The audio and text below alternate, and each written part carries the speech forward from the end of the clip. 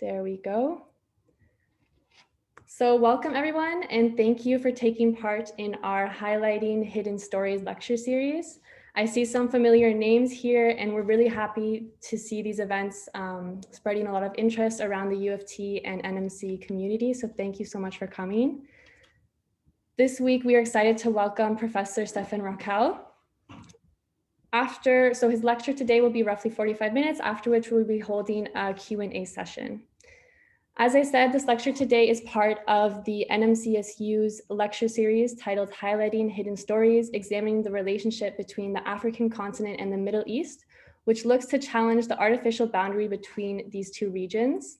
Today, Professor Rockel will add to this series and provide us with his knowledge and expertise on Dhow cultures of the Western Indian Ocean in the 19th century. Professor Dr. Stephen Rockel is a specialist in African history at the University of Toronto, Scarborough. He has particular interests in African social and cultural history, labor, slavery, urbanization, colonialism, environmental history, and war and society throughout the African continent and beyond. Before teaching at the University of Toronto, Dr. Rockel taught in the Department of Economic History at the University of KwaZulu-Natal in Durban, South Africa. His 2006 book, Carriers of Culture, Labor on the Road in 19th Century East Africa, was awarded the Joel Gregory Prize by the Canadian Association of African Studies for the best book on Africa written by a Canadian in that year.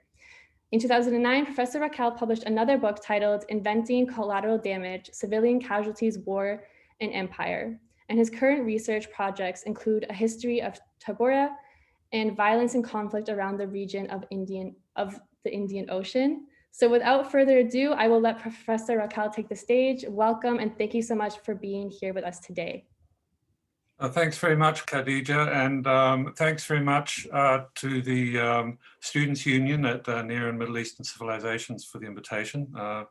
It's a great opportunity given that we're all sitting at home and we don't always get to connect as much as we would like to. So this is a good chance.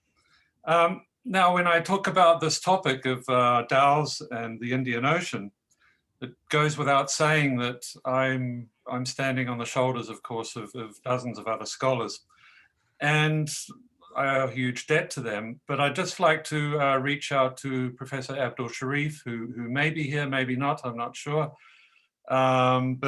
He's based in Zanzibar. He lives in Zanzibar and Dar es Salaam, and he's perhaps the leading scholar of this kind of work in the Western Indian Ocean, as well as being a specialist in the history of Zanzibar. So what I'm going to do today, I've got quite a few slides, but what I'm going to do is give a sort of a brief overview, a brief introduction to the main features of what was in fact a very ancient trading network system based on sailing vessels across the Indian Ocean. And this goes back in at least 2,000 years, we know for sure, and it's probably much older than that. But it persisted into modern times. And in fact, during the 19th century, which is my period of, the time period I focus on, it reached its peak, if you like.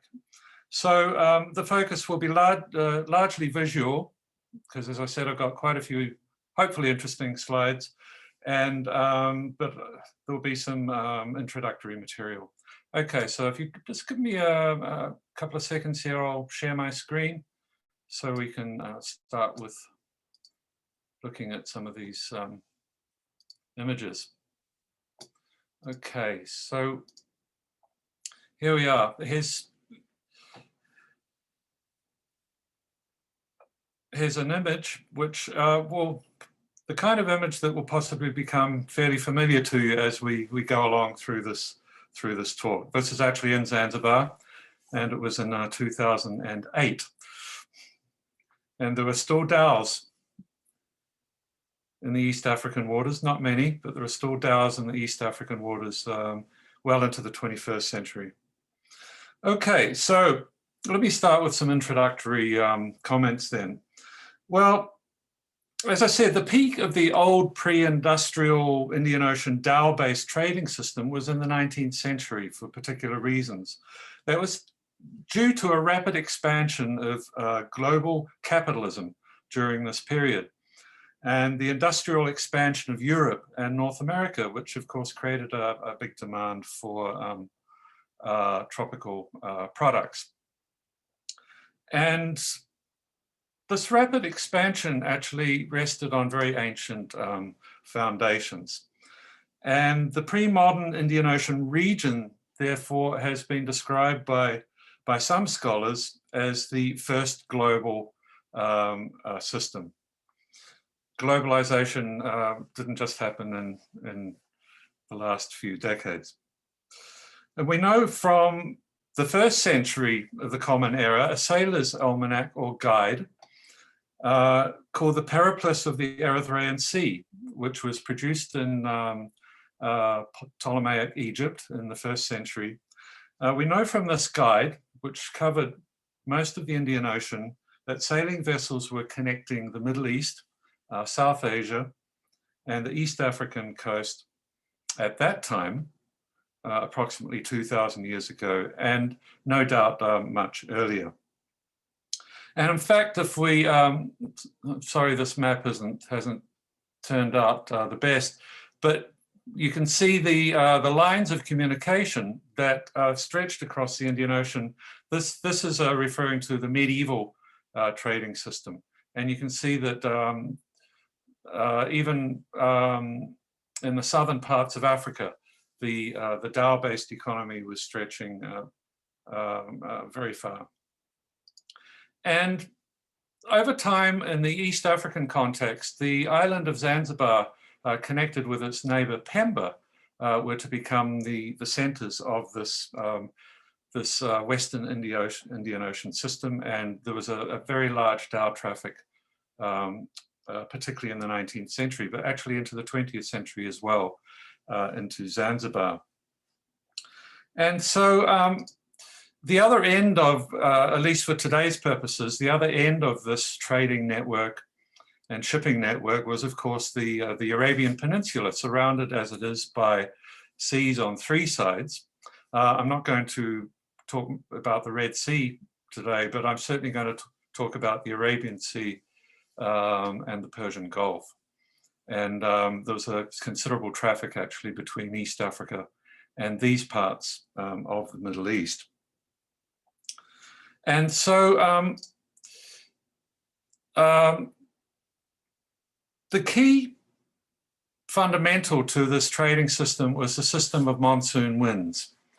And once again, the map's a little bit blurry, but I think you can get the gist of how the winds worked. This was underwrote the whole economic and trading system in the Indian Ocean world. And you can see from January, as the northern hemisphere cools down and the southern hemisphere heats up, the winds from the north are driven down into the center of the Indian Ocean, and then of course down the east coast of Africa. And so when we look at the winds in the other direction, from July, on the right-hand side of the screen, you can see the monsoon winds driving in a sort of semicircular manner towards the East African coast and then upward towards Arabia and across to South Asia. So this is the system, the annual system that drove the trading network, and it drove the dhows. And what is really interesting from the African perspective, which of course I take because I'm a specialist in East Africa, is that in the East African dry season, which lasts from June, July, August, September, that was precisely the time where caravans from the interior were arriving at the coastal ports. Many of them, of course, transshipping their goods across to Zanzibar. And so from July onwards, as you can see from the monsoon system on the right side of your screen, the trade goods from Central and East Africa were being delivered to the markets to the north. And so this land-based trading system coincided beautifully in its operation with the prevailing winds of the Indian Ocean system. So this is what drove this massive trading network, which wasn't just oceanic, it was also land-based, and the two overlapped. And so this has led scholars to think of the unity of the sea, its cultural networks in terms of monsoon states was one formulation. Another one of Michael Pearson, specialist in South Asia, was littoral society, or the intersections between the environments of land and sea. Other scholars have focused on ideas of globalization from the periphery, such as Jeremy Prestold, or in terms of interconnected and cosmopolitan societies. And I'm thinking of Abdul Sharif, who I mentioned earlier there. In more recent studies, scholars have framed their work in terms of migration, slave trading networks, networks of debt, of Sufi networks, environmental change, and so on. So let's just have a quick look at some of these recent publications. You can see some of them actually center very much and foreground very much the Dhows that I'm also centering today. So here we have two books by Abdul Sharif, once again featuring Dhow sailors. One, a more modern one on the right-hand side, but essentially the same people, the same networks of trade and commerce and mobility that I'm interested in. Here's a couple more recent books. Edward Alpers, who's done an enormous amount on the study of the African diaspora in the Indian Ocean world. But you can see even in his book cover here, you can see the Dhows on the left at the bottom of the book. And then, of course, there's work on arts as well across the Indian Ocean. Now, particularly important for much of this literature are the insights of the French historian Fernand Braudel with his work on the Mediterranean Sea and his examination of change in that region over what the French call the longue durée. The very sort of slow pulsations of climate, of population change, of major economic transformations, of agriculture and so on. So that's the kind of thing that has influenced quite a lot of work on the Indian Ocean. But today I'm going to look particularly at, there's some more of these books on debt, and you can see in the one on the right, Buying Time, you can see piles of elephant tusks of ivory, which I'm also going to mention in a few minutes. So today I'm going to concentrate on mobility, on the means of transportation, the dhows and other ships and boats of the Indian Ocean, their cargoes, their sailors at sea and in the ports of the region.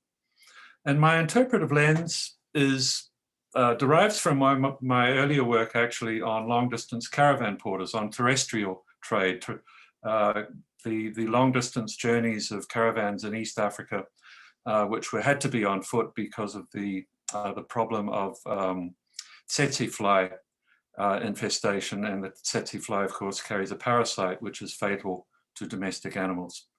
And so in much of Central, East, and even parts of West Africa, long distance trade had to be on foot with long columns or caravans of professional caravan porters. So that was what my original work was on. And that's kind of the stimulus, if you like, for some of my conclusions when I look at the Indian Ocean. So in my work on long distance trading caravans, professional porters, or wapagazi, as they were called in Swahili, I developed the idea of a kind of a crew culture, a sort of a labor culture of the caravans. And obviously that relates very much to the crew cultures of sailing ships and even steamships in more modern times. And so even when I was looking at the work of terrestrial transportation and caravans and wage labor, I was also interested in the work of ships, the work on ships and sailors and crews. So what we see, therefore, because this is a mobile world, a world of constant mobility of movement, of networks, we see that this crew culture or labor culture of the caravans and also the ships, the dhows, that has shaped culture in general across the Indian Ocean. And so it's created what some scholars refer to as a kind of a cosmopolitan world, which of course is linked by many other things, such as the spread of Islam.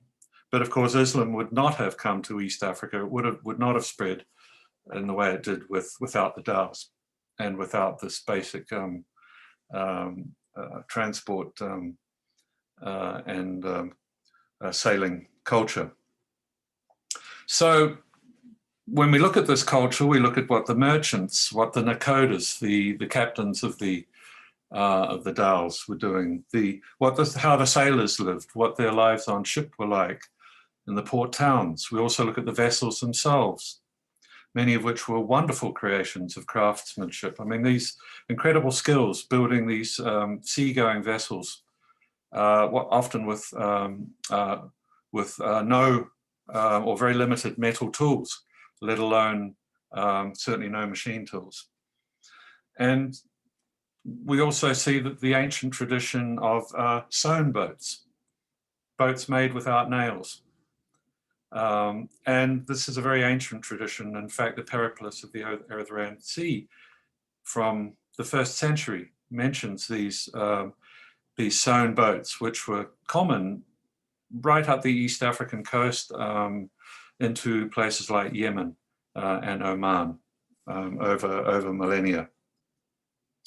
But underneath all of this is the monsoon system and the what's called the Masika in East Africa, the big rains of April, May into June. And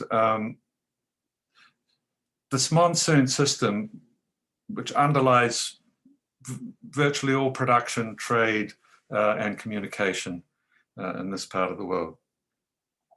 And so the seasonal pattern of the Dhow trade was also mimicked in not in the same way, but of course, patterns of mobility on land were also shaped by the Masika, because people did not travel during the heavy rains. They traveled during the dry season on the African mainland. They could travel during the Masika, but it was hard going because the land was prone to flooding. And so the dry season was the season of trade, of mobility, and then of course meeting the dhows at the coastal entrepots. And so we find that there was meeting points all along the East African coast, and one could argue in southern Arabia, the Persian Gulf, between these land-based systems and the dhows. So that in East Africa, the trading people such as the Nyamwezi, the Kamba, the Swahili of the coast were linking up with the Arabs, the Indians of places far across the Indian Ocean. So at the southern end of the Indian Ocean, Dhow trade were the Swahili people of East Africa. And of course, Arabic speakers know very well that the word literally means people of the shore, the name Swahili. It means the people of the East African or the seashore. And these were a maritime and trading people. They were and they are urban, Muslim, commercially minded. The oldest mosque from the 8th century discovered at Shanga in the Lamu archipelago in northern Kenya shows that they were Muslim, or at least some of them were from as early as the 8th century. And the Swahili acted as middlemen between the land and the sea. They linked both the African societies of the interior, the people and the peoples of the Indian Ocean. And from the north came who have long traveled to and from East Africa. So the Omanis in particular, also peoples of the Hadramat of the coastal parts of Yemen, but the Omanis in particular have a very, very strong historic link with East Africa. And so in 1840, the man on your screen here was Omani Sultan Sayyid bin Sultan, who moved his capital to Zanzibar from Muscat because of the huge opportunities, the huge trading opportunities, the huge wealth that he could see was being generated on the mainland of East Africa. And so this was, East Africa became a land of opportunity for many Arab people and also many people from South Asia. But even before 1840, Omani Arabs had long been connected with East Africa. In fact, the Masrui dynasty had been resident in Mombasa for at least 2 centuries by this time. The Omanis had already established forts at places like Kilwa in southern Tanzania. So there was a long Omani presence in East Africa even before Sultan Sayyid bin Sultan moved his capital to the island of Zanzibar. And the Sultanate of Zanzibar controlled increasingly over time more than 2,000 kilometers of East African coastline. And it operated a system of taxation based with a series of custom houses with the key ports, the key centers of the long distance caravan trade, where peoples of the East African interior bought their commodities, particularly ivory, gum copal, and slaves down to the coast. And virtually all of these goods going both in and out were funneled through the port of Zanzibar, which acted like a kind of a pivot or a fulcrum in which the trade of the Western Indian, much of the trade of the Western Indian Ocean was funneled. And so hence this is the huge importance of Zanzibar for the Western Indian Ocean Dhow trade. So let's take a look at some of these commodities first, before we look at the dhows themselves. Let's just see, well, let's look at Zanzibar first. Here's a relatively recent photo of the Dhow harbour. I mean, not packed with dhows like it would have been 100 years ago, but certainly quite a few. And 2006, this is a view actually from the House of Wonders, which is one of the landmark buildings of Zanzibar, erected by the Sultan, looking towards the modern port, but facing the sea. You know, virtually every significant building in Zanzibar is either on the seashore or close to the seashore.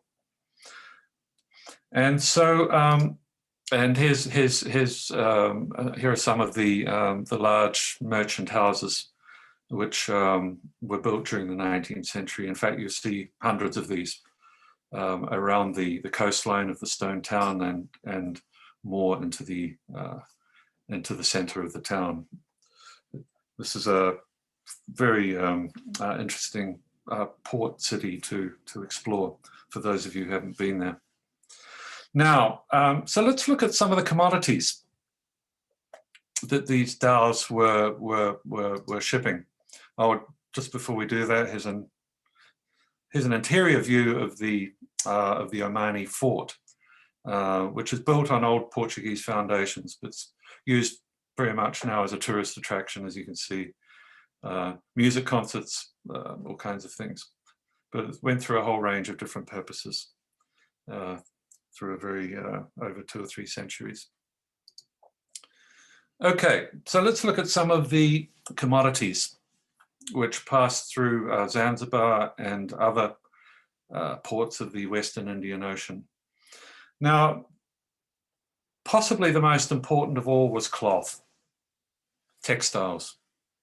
There was an insatiable demand for textiles within Africa. Africans did produce their own cloth, but not in sufficient quantities. And there was a massive demand for all kinds of cloth, dozens of different types. In fact, the Indian Ocean has been referred by some scholars as an ocean of cloth. So textiles were for centuries the single largest category of imports into Eastern Africa in exchange for tropical goods. Most of these, prior to industrialization in Great Britain and the United States, most of these textiles came from India. But, and as you can see in this image, these young Zanzibari women are wearing dyed and printed Indian cloth.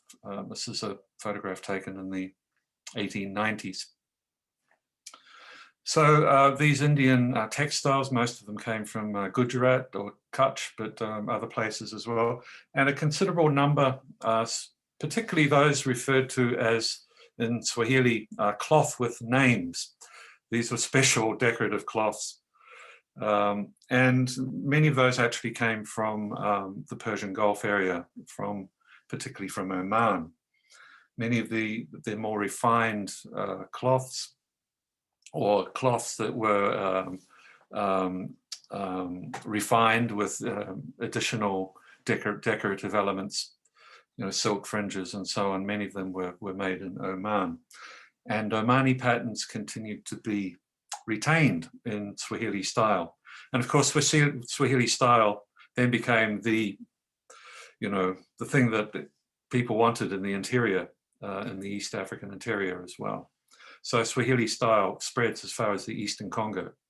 It spreads to Burundi, to Zambia, to the far interior of Kenya and Tanzania. This is a very big world in itself. However, the largest category of cloths were carried in dhows were the ubiquitous and mass-produced cloths for ordinary people.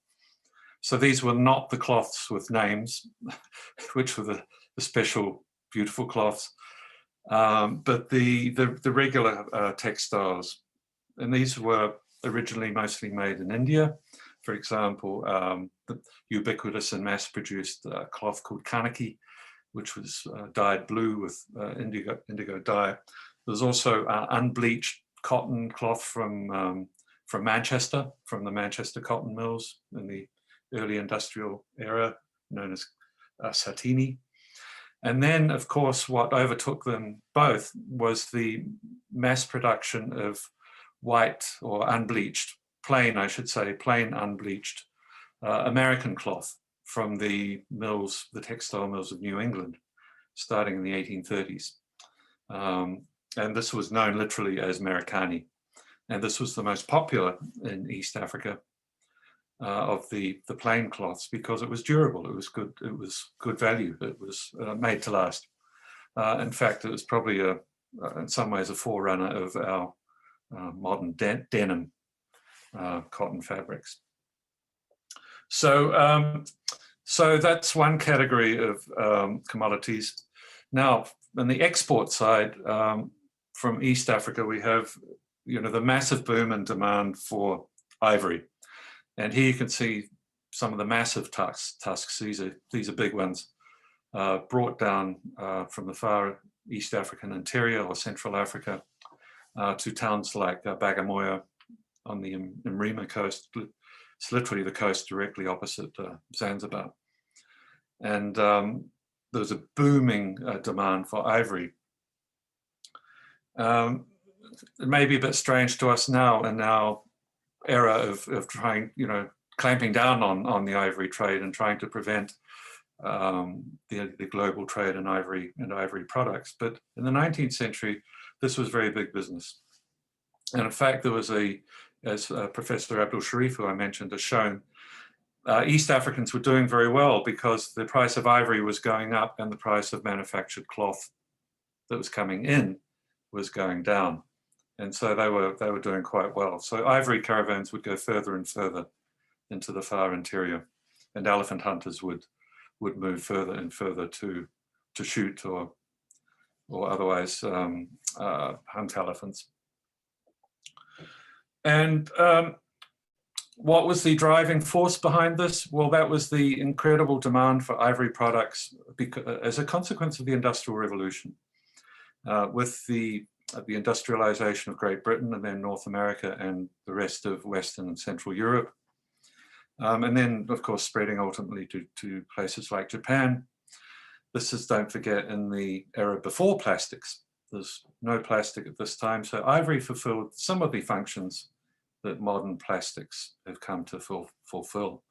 So if you think of the rising middle class in the West, with their demand for what does a Victorian lady or middle-class woman do in her spare time? She plays the piano. And so there's a massive demand for ivory for the piano keys. Victorian gentlemen would be playing billiards. Middle-class people were aspiring to own bone or ivory-handled cutlery sets for their dinner parties. And then in South Asia and East Asia, of course, there's a demand for ivory as well. So this is big business. The next major commodity I want to mention, before we get there, here are some of the worked products of this trading network. So ivory, carved ivory tusks and hippo tusk on the top right of your screen. We see some beadwork as well, because that was one of the major imports. And beads, of course, had their own values, and they become very much part of African fashions. So that in one area, traders found that Africans were not interested in the beads they had to offer. They had to have the right beads, the right shape, the right size, the right color, and so on. So this was just a way that East Africans shaped global production. And that was the same in cloth as well. The print patterns that were sold in East Africa were sent, European import-export companies would send to the factories in Manchester, in New England, even in Japan. The textile manufacturers would have to print and make fabrics for the market. East Africans had their own fashions, their own consumer tastes. And so Jeremy Prestolt, for example, has argued that East African consumerism made the New England industrial sector and what became the most powerful country in the world, because that industrial sector also it sold enormously to the Indian Ocean region, but it was also New England that was importing the ivory, a large amount of ivory for pianos and other products. Okay, so now the next commodity that Dhow's carried was the human commodity. And of course, there's an ancient slave trade from East Africa across the Indian Ocean. It wasn't a huge scale. It was mostly dribs and drabs, you know, for many centuries. So it was nothing like the scale of the Atlantic slave trade, which emerged on the other side of the continent. But what you see in this photograph is a clove plantation, or the ruin of the planter's house, owned by Arab aristocrats, Omani aristocrats in Zanzibar.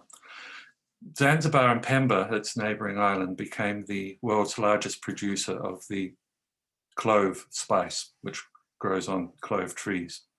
and it requires a large labor force and very delicate handling. And so Zanzibar and Pemba became a huge market for enslaved laborers. So this was a site of large-scale slavery. And also a significant number of enslaved peoples were sent across the Indian Ocean to the Arabian Peninsula, to the Persian Gulf, to the Ottoman Empire, even to South Asia and Iran. But this was not huge scale. I think the estimates of it at its peak are about, in the 19th century, about 20,000 slave exports a year. So the point I'm making here is that a lot of the slaves were retained in Africa, but they were often employed or forced to work in these offshore islands, including Madagascar as well. So some of them, of course, were released, and as the British intercepted the trading system. And so this is an image from the late 19th century of released slaves at a university's mission to Central Africa, actually being paid wages, because they're now wage workers and not slave laborers. Now, the plantations themselves in Zanzibar and Pemba were typically owned by Arabs, by Omani Arabs, but they increasingly fell into debt because they had to borrow to fund their trading expeditions into the interior, and to fund the importation of the textiles which were used as imports. And so many of the plantations were increasingly transferred to Indian merchants who provided the credit.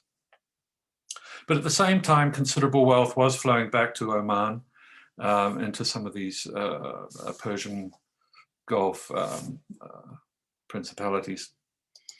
Okay, now the next major export, and this was a very important one for the Dhow trade, were mangrove poles.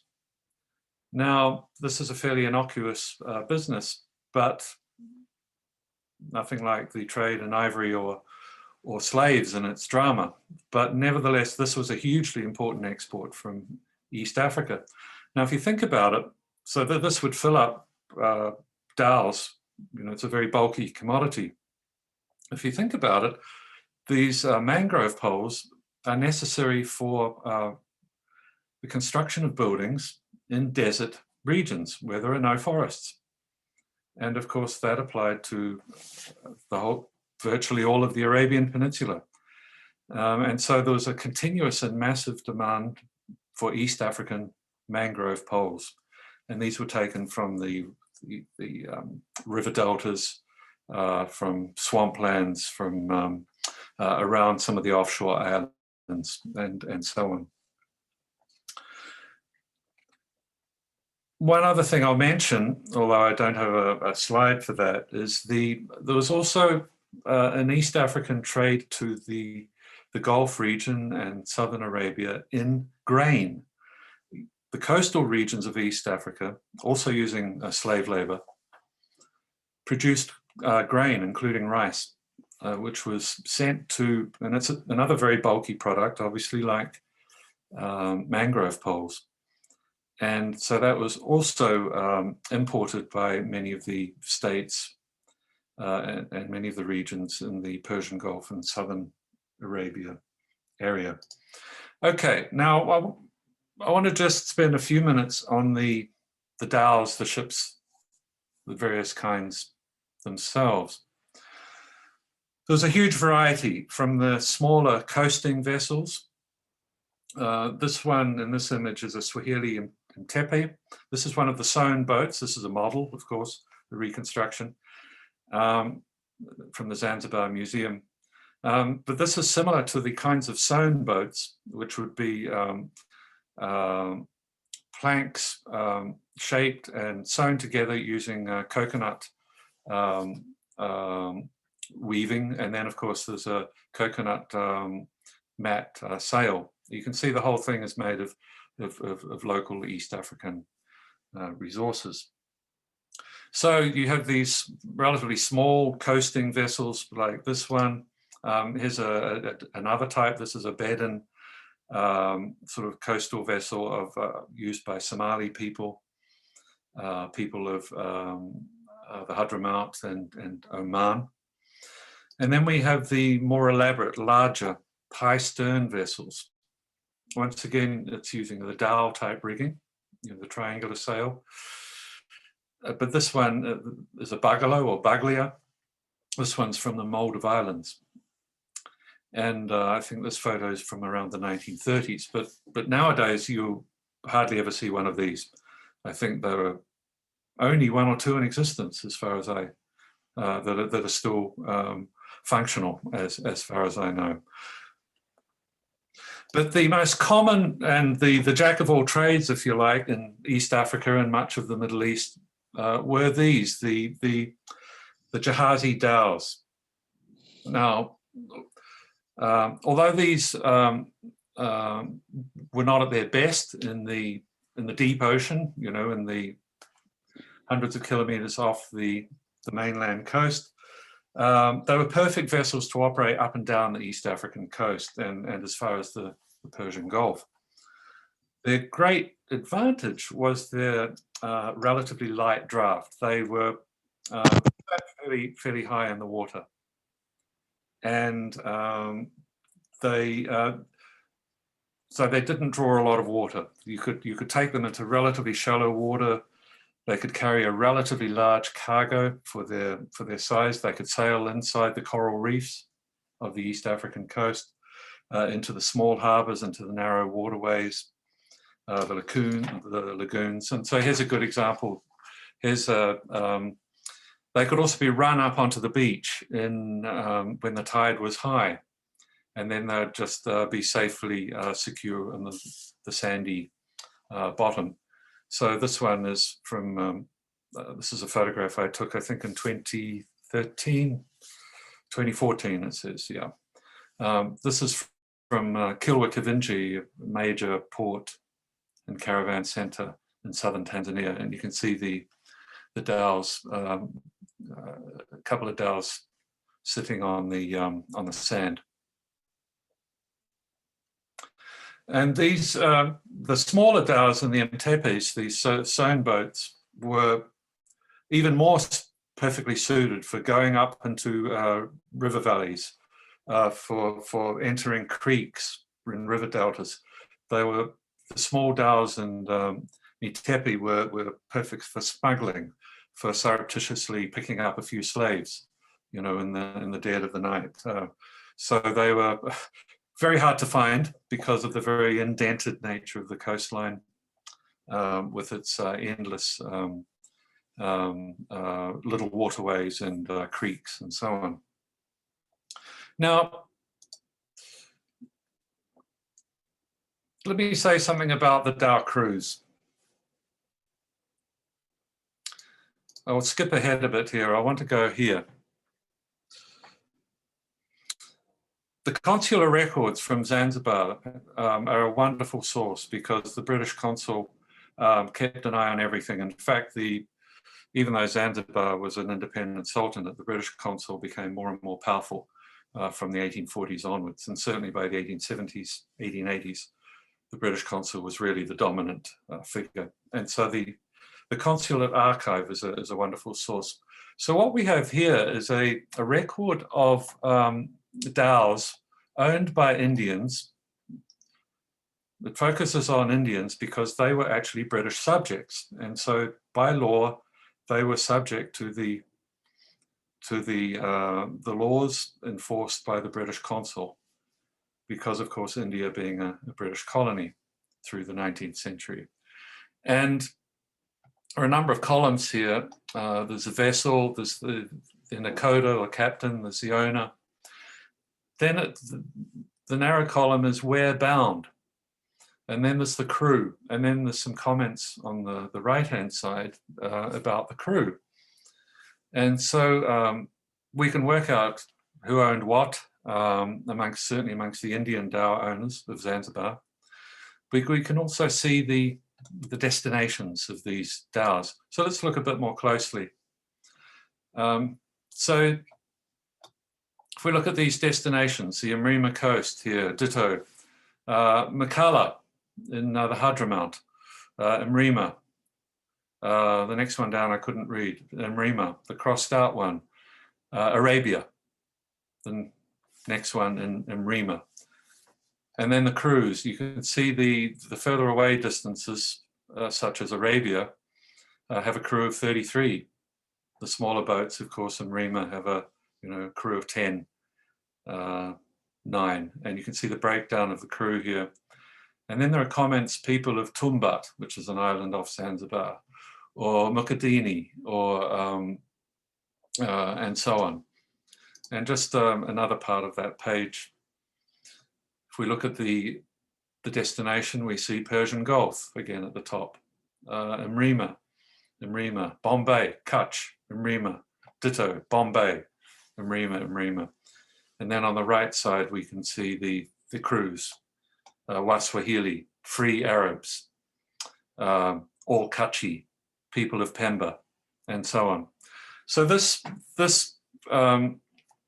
sort of is further evidence of the sort of the commonality of this Dhow culture, the interchangeability of the crews, the mixing of different cultures right across the Indian Ocean. And so let's go back here. So here we see this image, we can see some Mara Dhow sailors from Hadramaut and Socotra. This is an image from actually from the 1930s, as I understand. But their way of life, their work culture wouldn't be very different, hugely different, except, of course, modern sailors would probably have other jobs, and they'd probably be part-time Dhow sailors these days. So this is a picture taken in 2008. So the Dhow crews were of different origins. They were often enslaved Africans. They were increasingly free through the 19th century. They were mobile. There was an apparent overlap between the labor culture of the terrestrial caravans and the Dhows. There was sometimes even an overlap in personnel. I found evidence of some of the caravan porters who'd worked on ships, who'd worked on dhows. So there are mixed communities in the ports, whether it's in Kenya or Tanzania, Malindi, Mombasa, Tanga, Pangani, Bagamoyo, Zanzibar, Kilwa, and other places. I'm sure if we investigated the history of the port towns further north in Mogadishu, Makalla, Dubai, Bahrain, Hormuz, and so on, we'd probably find, not the same mix of people, but we'd find similar mixes of people. I mean, it's no accident that a huge proportion of the population of Persian Gulf and Southern Arabian countries is Afro-Arab, both a consequence of the slave trade, but also of this Dhow trade. There was also, a common way of life with these terrestrial caravan porters. The hardship of the journey, the need for mutual support, communal eating, importance of music, games, storytelling, recognized customs to control the labor process. The Nakodas would often have a second wife in one of the ports. The caravan leaders and the land-based caravans did the same. The caravan porters often entered into so-called caravan marriages with women along the way. And sometimes women actually joined caravans freely to escape unwanted marriages or abuse. I'm not saying that women became sailors in the way that they joined caravans on the land, but they were certainly there in the port cities, and every sailor had a wife or a girlfriend in port. So I just want to end with a quotation. This is from one of the early writers on the Dhows. This is he's writing. This is from 1939 in Zanzibar, and he's writing about the arrival of a dhow in port. And I'll just read you the quotation. In the brief lull of our own sailors' lusty singing, we could hear the songs of their sailors careening them, and all the tumult of the harbour, Suri drums, Omani feet stampings, Swahili songs, Lamu fiddles, Batina triangles. Meanwhile, our sailors continued to sing, and there was such a banging of drums as I had never heard before. The sarang, or the boatswain, was leading them, an expression of ecstasy on his face. They sang and sang, banging on tambourine and drum. They sang so much they could hear no orders. At last the sarang saw that the sail must be lowered, and leaping up, he led half the mariners to do that job, while the others still sang and banged the drums. This is identical to the arrival of a caravan from the interior down at the coast, an identical celebration. Okay, I'll wrap it up there. Thank you. Thank you so much, Professor Rockel. This was such an amazing talk. It was truly a treat to hear you speak about this history and their cultures, and I'm really, really glad that you could be here with us and share this with us today. We'll now move on to the Q&A session. So feel free, anyone, to raise your hand or with the raise hand function at the bottom of your screen, or write any questions or comments in the chat. I will also stop recording, so feel free to ask your questions as you please, and I will read your questions out in the comments in the chat section if you wish to write something instead of asking. Let me just stop the recording here.